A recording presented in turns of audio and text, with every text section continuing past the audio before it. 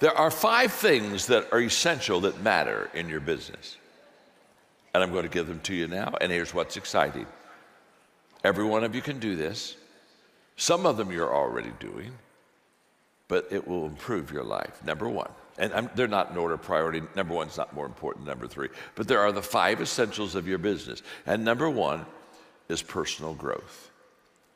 Your ability to develop yourself, for you to grow yourself, is absolutely essential. And the reason that it's important is because your business cannot get any bigger than you are. So when people say, well, how do I grow my business? I said, well, you grow your people. You cannot give what you do not have.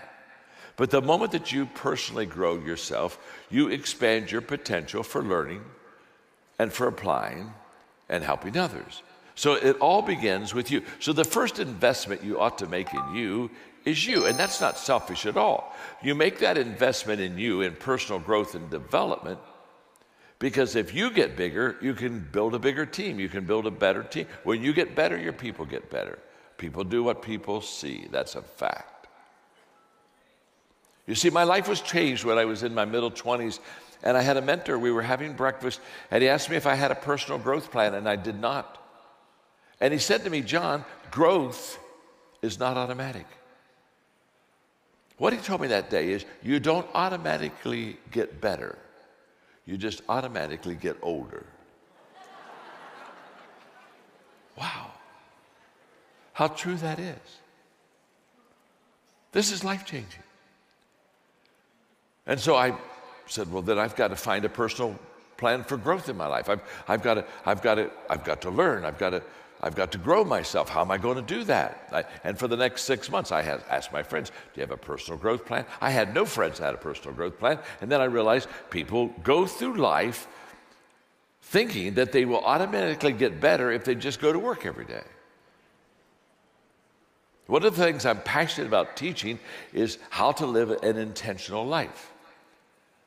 Because everything worthwhile in your life is uphill.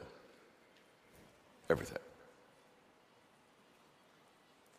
Your dreams, they're all uphill. The hopes you've got, they're all up. Everything worthwhile, it's all uphill. It's all uphill. I shared with you that Margaret and I we've been married for 54 years. That's uphill. That's uphill. You don't coast to greatness. You never hear a successful person being interviewed and they ask him, how did you get to the top of the mountain? And you don't see that person say, oh my gosh. Ooh. Wow. I have no idea. This is huge. I just woke up and here I am. You're not on top of the mountain, you're on drugs.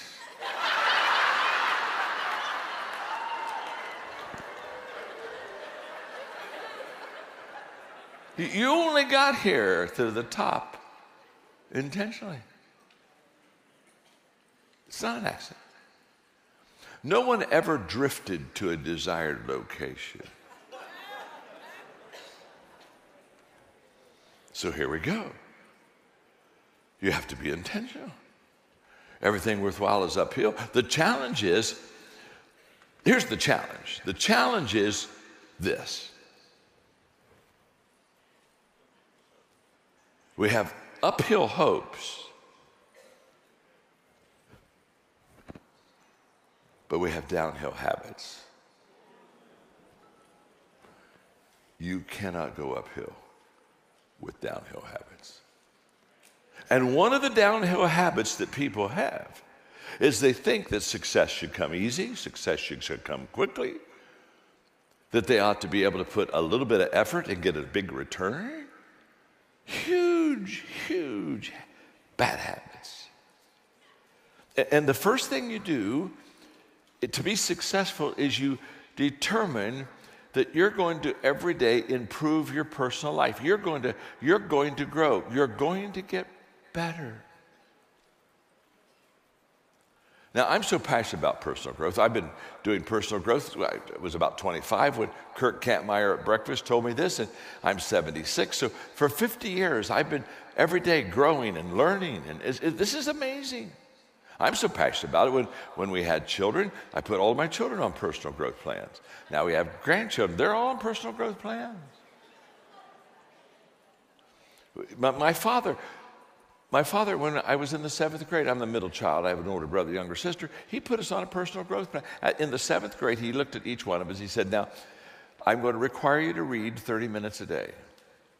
And I will select the books that you read. And I will pay you an allowance for reading books. And so he picked the books out.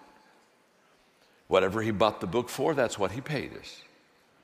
And so from the 7th grade through high school, every day, my brother, myself, my sister, we're reading 30 minutes a day, all the great success books.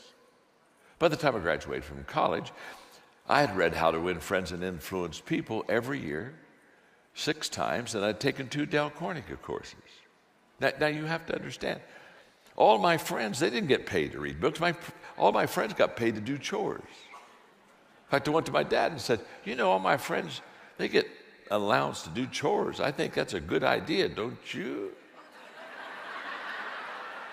He said, that's a terrible idea. He said, I don't pay you to do chores because you do chores because you're part of a family.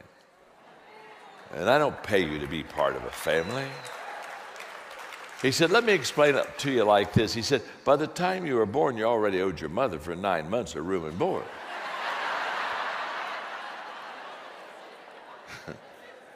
So he said, shut up and take out the garbage. And then he said, why would I pay you to take out the garbage unless I wanted you to grow up to be a garbage man? I put my money where my values are.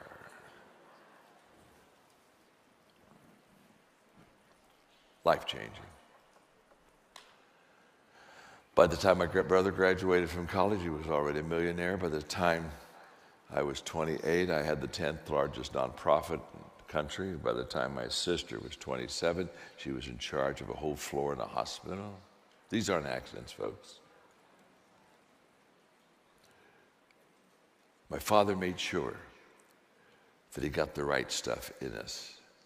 He made sure that we were growing, that we were learning, that we were expanding our life. And it just becomes it becomes life-changing. You see, a growth environment looks like this.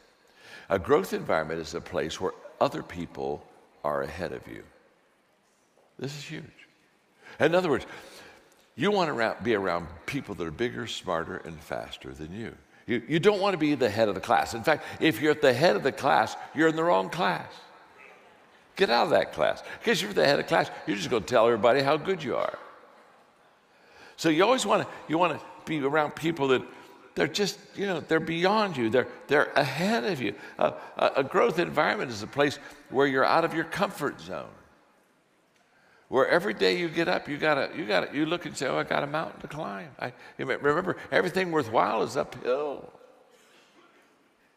And by the way, everything that you need in life but you don't have, the reason you don't have it is because it's outside of your comfort zone. If it was in your comfort zone, you'd already have it.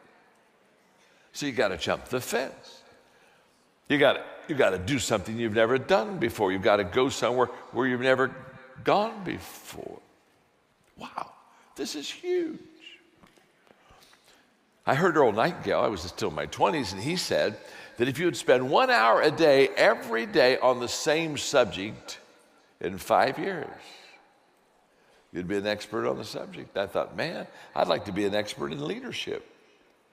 So I said, I'm going to do this. I'm going to spend an hour every day for 5 years on the subject of leadership, and that's what I started doing every day, an hour.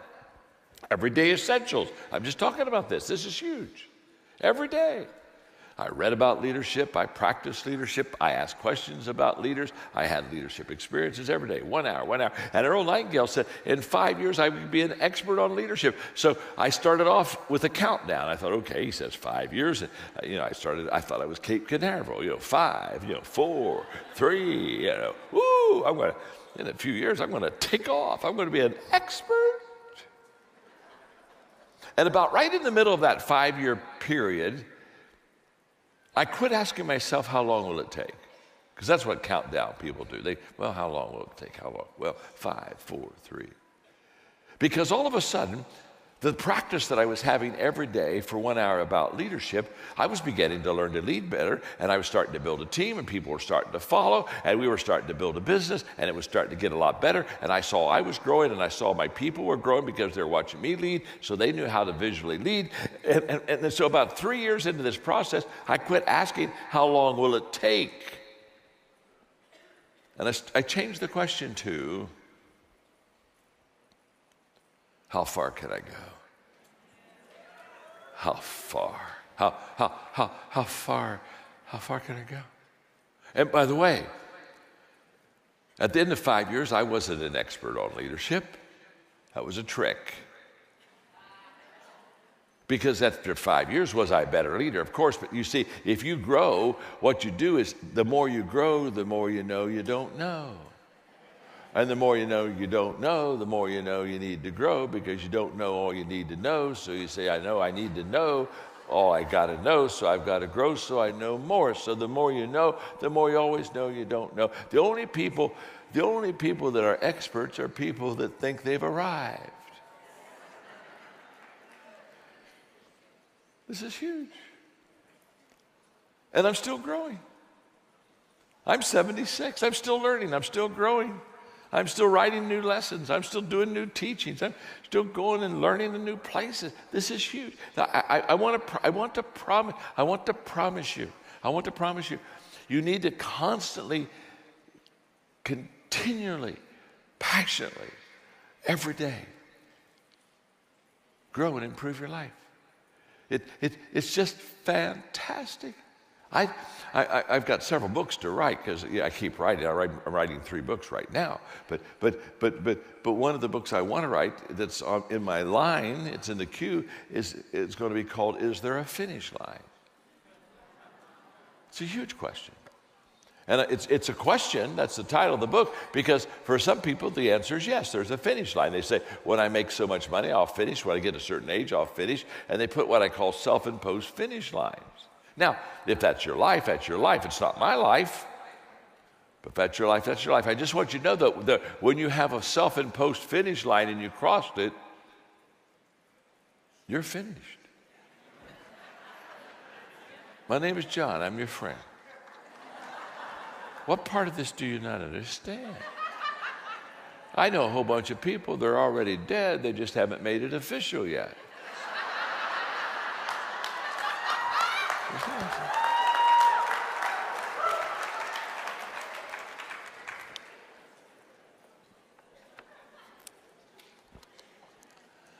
I was having lunch with my dad when he was 92.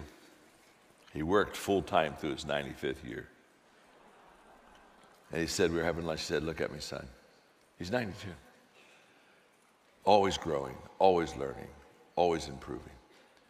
At 92. He said, son, he said, I've been thinking about it. He said, I think my best days are still ahead of me. He's 92. He's 92. I know people 22 who can't say that. You can only say your best days are ahead of you because if you're growing, because the only guarantee that tomorrow is going to get better than today is that you're growing today. So the first essential, we got 5 of them, but the first essential in your business is to continually grow, continually learn, continually develop. I wrote a book called The Power of 5. Everything I'm teaching, you can pick up out of that book. I'm sorry, we sent a QR code, but somehow it didn't get here, and so that you could get the book. But how do you get the book? I don't have a clue. Just go to our webpage and ask for The Power of 5. They'll get it to you. Okay, number 2. The second essential. Here we go. The second thing to build your business really well, growth not only matters, but connecting with people matters. You need to really get good at relationships. Relationships are the foundation of leadership. In my 21 irrefutable laws of leadership, I talk about the law of connection. Leaders touch a heart before they ask for a hand. I talk about the law of buy-in. People buy into the leader before they buy into the vision. So what you need to do in your business is always make sure that you're connecting with your people, that there's a great power in proximity. Relationships are so essential, as you know, in this business. So, how do I do that? There are many simple things that I teach in this area of connecting. The first thing I would just say to you very quickly is the fact that you've got to ask yourself, am I a plus in people's life or am I a minus? Okay? If you're a plus in people's lives, it means you add value to people. If you're a minus in people's lives, it means you suck life out of people.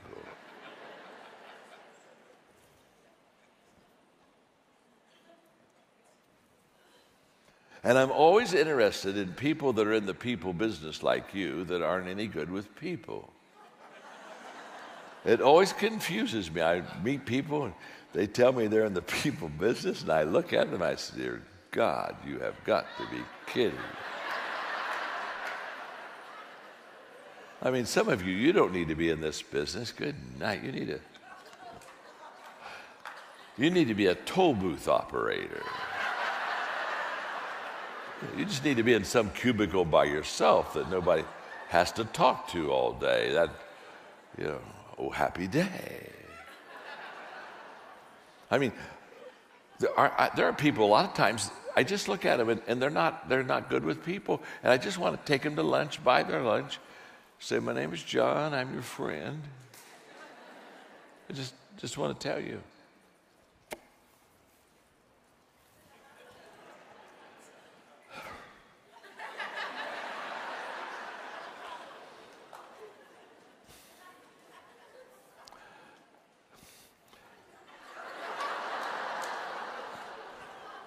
People don't like you.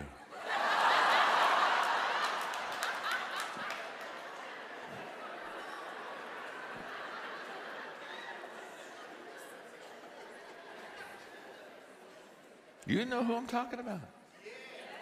I mean, every one of us, they just walk into the room. And there's a lot of people in the room, so when they walk in the room, you say, oh my gosh, I hope they don't see me. And then they see you. And they start coming close to you. And you say, oh no, oh, help me, Lord, help me. Help me. Help them, help us. Help someone, help. Take me, Lord, take me, Lord. Take me. Take them. Take them. How many of you have ever been at, like, you're grocery shopping and you're pulling your cart and you get down to the end of the aisle and you look about 2 aisles over and you see somebody you don't want to see? It's one of those people. You with me? And that's the bad news. The good news is they didn't see you. So, hey, how many of you ever done this number?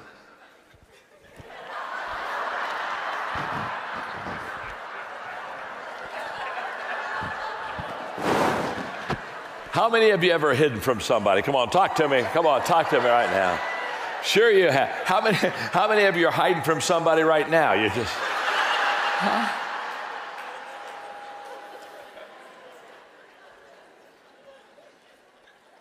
So how do we develop our team to be plus people? It's very simple. There are 5 things I do every day. 5 things to add value to people. They're so simple. You can practice them. It doesn't take long. And it will make you a Pied Piper of people. Every day. Number 1, I value people. I just value people. You say, now who do you value? I value everyone. You say, wow, everyone? Yeah. Now, I'm a person of faith. I'm not trying to put that on you, but The reason I value everyone, I had a person the other day say, well, you don't even know me. How can you value me? I said, it's very simple. God created you. If God created you, it's not complicated. He values you, I value. So every day I value people. Number two, every day I think of ways to add value to people. You see, I knew I was going to talk to you this morning, so I jumped on the plane in New Orleans, and I pulled out my iPad, and I began to think of what I wanted to teach you and what I could say here. I'm thinking ahead of the people I'm going to meet, saying, how do I add value to them? So every day I value people. Every day I think of ways to add value to people. Number three, every day I look for ways. I look for ways to add value to people. And here's what's beautiful. If ahead of time you think of ways to add value to people, you'll see ways to add value to people.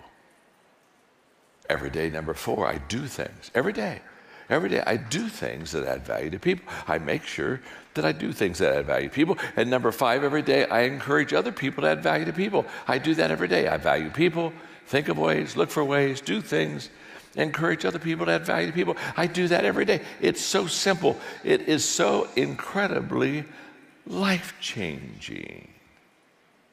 Practice it. You can do it. It's every day. So it's so true that how we connect with people really matters. It's just obvious. It's just so true that if we're growing personally, it really matters. These are essentials, everyday essentials. Let me give you number three. And by the way, as I get ready to give you number three, let me just say what a delightful audience you are. You're delightful. You're taking notes, you're smiling, you're with me, you're leaning in. I needed you yesterday in New Orleans. I may have to have you travel with me for a few days. Just kidding.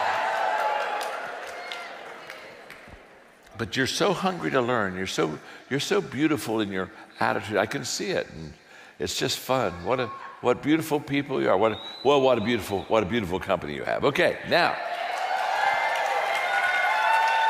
let me give you the third essential, because there's five, and we're only on two.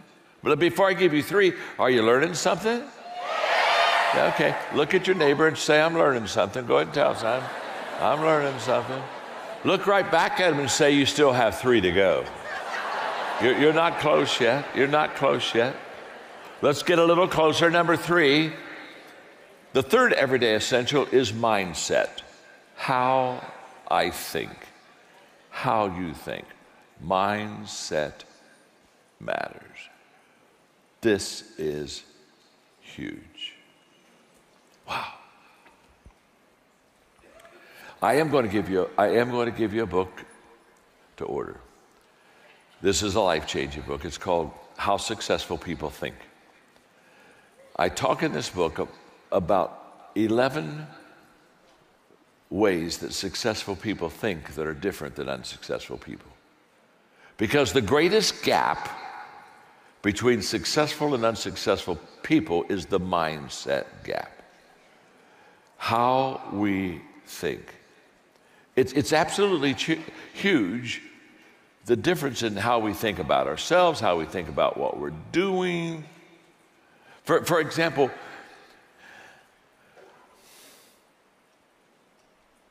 you don't have to believe in me for me to be successful, but I have to believe in me.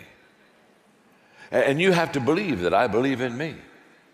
So I know a lot of people that family maybe don't believe in them, or friends say, oh, that'll never work, you won't make it. I mean, how many of you had people, as you got into the business, they said, oh, this isn't going to work? I mean, how many of you know what I'm talking about? Of course you know what I'm talking about. You can be successful without other people believing in you, but you can't be successful without you believing in you. And so this, thank you for that. Well, it's all right. Don't press it. Don't press it. It's all right. Don't press it.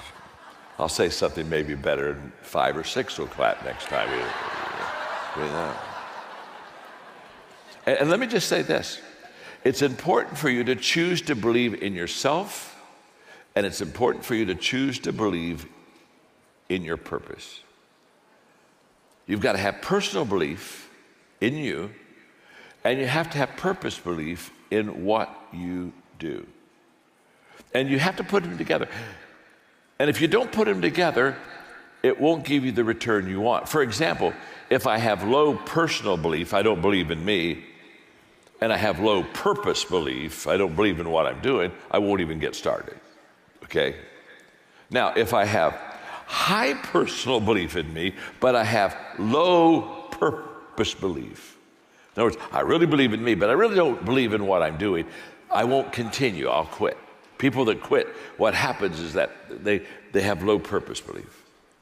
Now, if I have low personal belief, but I have high purpose belief, what will happen is I'll do the business, but I won't be great in the business because I don't believe in myself enough, so I'll never reach my dream. But when I have high personal belief and high purpose belief, and I put them together, then all of a sudden, everything changes. So, there's so much. I could talk to you for all day about mindset, how we think. But one of the things when I teach is I talk to people about their attitude, their mindset about failure. Because a lot of people really get tripped up with failure. And I'm just here to tell you that, in fact, I just wrote a book. I wrote a book, and I've already finished the manuscript, but I'm not putting it in yet because I'm writing another book that I want to get in front of that book. I'm so sorry. I'm so sorry. It happens to me all the time. In fact, I was talking to God the other day. I've got 13 more books to write, and I'm 76. I said, you have got to let me live a long time. So I wrote a book. It'll come out in about a year, but it's not going to. Called How to Receive a Return on Failure. And I just love this book. It's How to Receive a Return on Failure. And I was going to, but because of where we are in our country, I'm writing another book right now that's going to come out next March or April called High Road Leadership, with a subtitle, Bringing People Together in a World That Divides.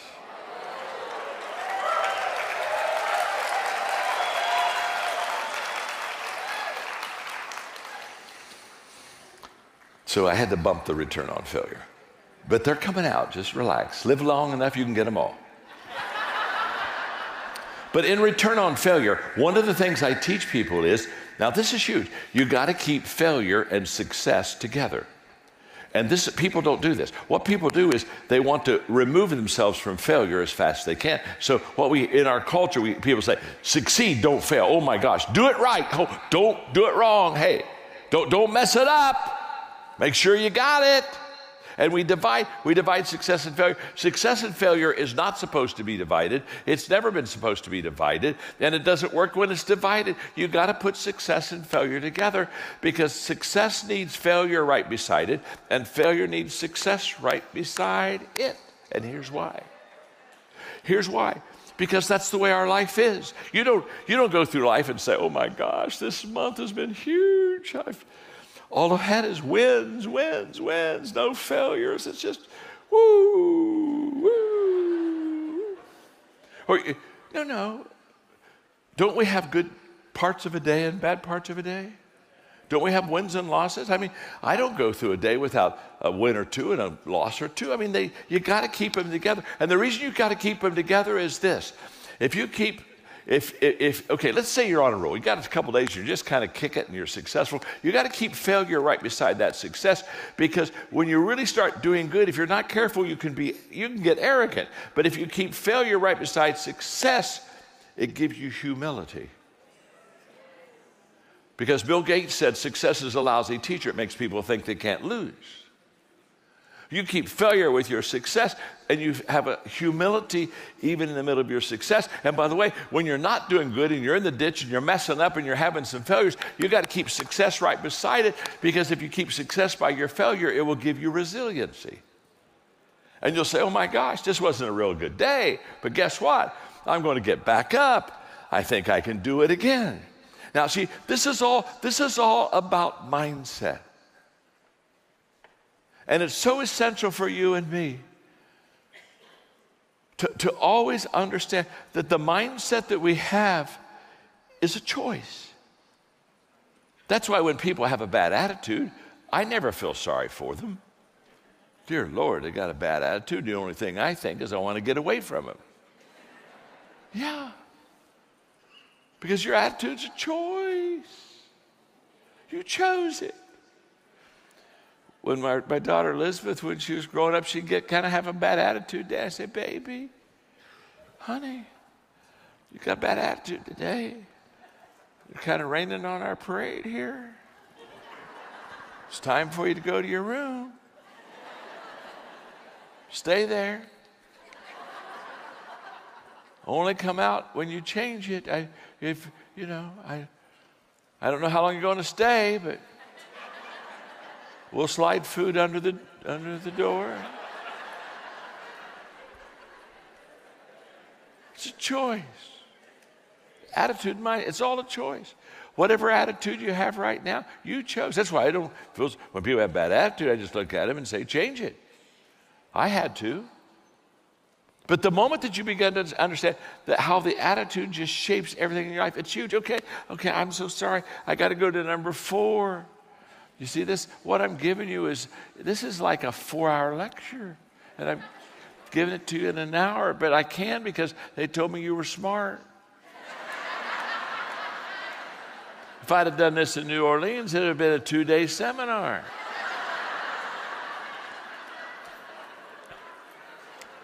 The fourth, you are good. You're a good crowd. I am taking you with me. Get ready to travel next week. Okay, here we go.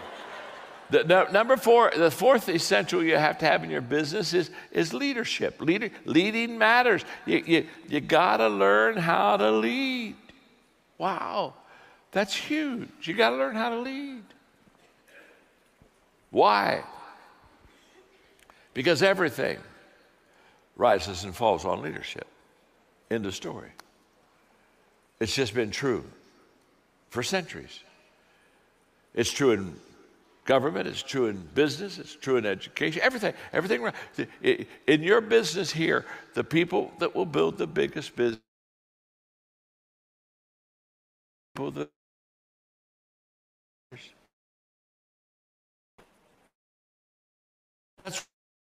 that's why I'm back. And what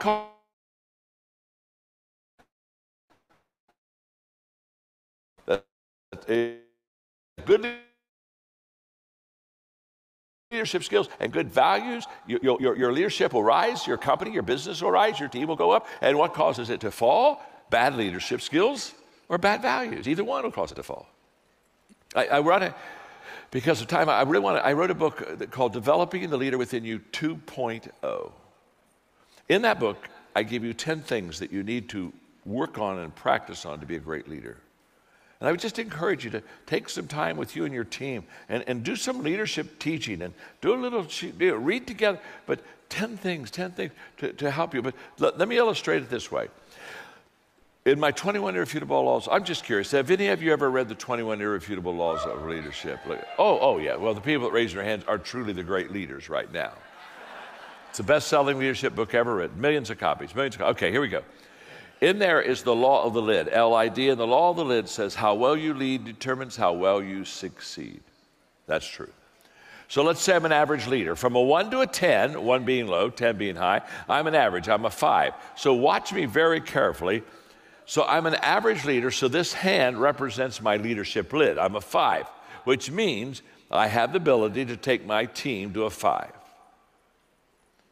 Now, if this is my leadership lid and this is my team or my business, what that means is I'll get to this level, this lid, and I can't go any higher. So if I'm a 5 leader, I'll have a kind of like a 4 organization. Doesn't matter what company you're in. Doesn't matter what direct market. Doesn't matter. That stuff doesn't matter at all. If you're a 5 here, you'll be a 5 somewhere else. You're a 5. So if I'm a 5, I'll be a 4.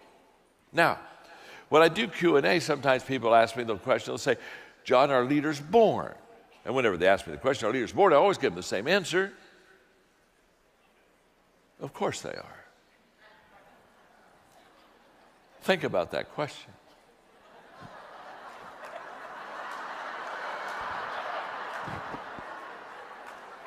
Are leaders born? I think so. I've never met an unborn leader. Don't particularly want to. Thank you very much. Now, what they're asking, they're not asking are leaders born. They're asking when people are born, are some of them people they got it, and if they got it, they go to the front of the line, and if they don't got it, they go to the back of the line. That's what they're asking. Now, here's what's incredible. You can learn to lead. You can improve your leadership. You can improve your leadership. I know that. We have the largest leadership training company in the world. We've trained 6 million leaders in every country of the world. I got this down. So if you're a 5 as a leader,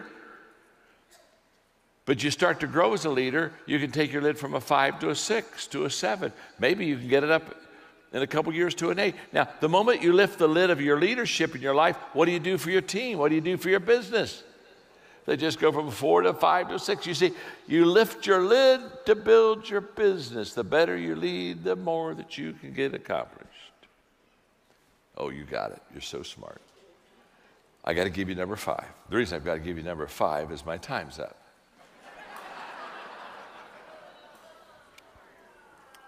It's okay. It's all right. Hey, it's all right. Aren't you traveling with me from now on? Okay. Let me give you the 5th essential, because it's so essential. And I won't have time to talk about it today, but I'll just give you one little thought. I'll just give you a minute thought, and then I'll get off the stage because you got other important things to get accomplished.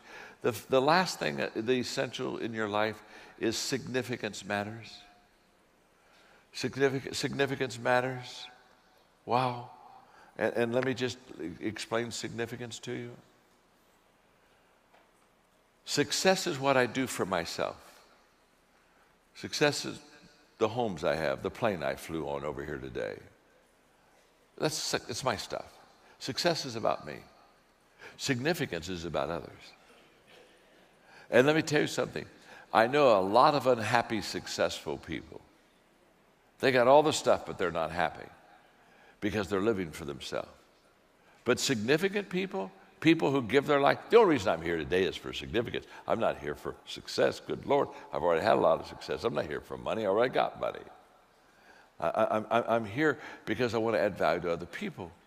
And you show me a person that is significant, and I'll show you a person that has a smile on their face. They're very fulfilled. You want to make sure. One is too small of a number to achieve greatness. Selfishness and significance is not compatible. I had a lady the other day come up to me and said, I just want you to know I'm just not a selfish person. And I looked at her and smiled, and I thought to myself, no, you're a delusional person. We're all selfish. We all have selfishness in it. Come on, talk to me. Are you all right? We all got that. If you don't think you have any selfishness in me, let me just ask you the question. The next time somebody takes a picture with you and your friends, and they show it to you, who is the first person?